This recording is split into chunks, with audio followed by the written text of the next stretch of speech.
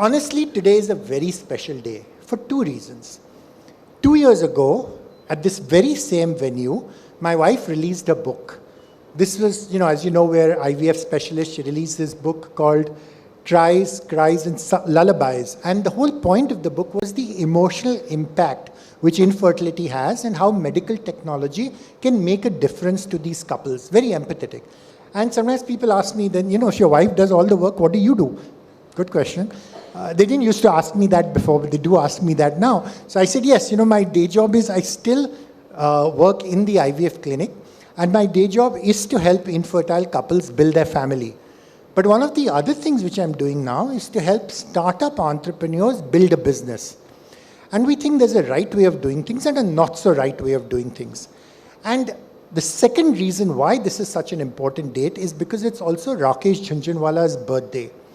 And Rakesh Jhunjhunwala has always been someone who I always look up to.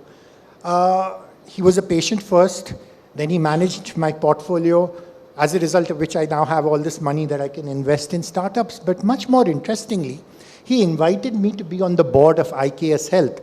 Now, this is a healthcare company, and I was the only doctor on the board, so I didn't understand anything about what was going on, quite frankly. But I learned a lot during that process, and that's really what's made it so exciting.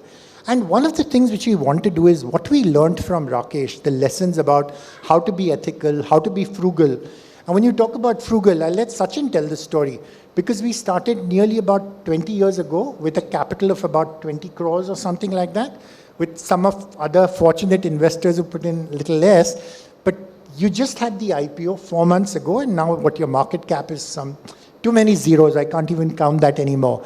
So I think those are the kind of businesses we want to build. So first question to you, Sachin. You had the opportunity to work with someone like Rakesh. And for Rakesh, IKS Health was actually his fourth baby. It was something, it wasn't like one of his other investments, because this is something which he started from scratch. And he was deeply involved in because it made a difference to patients.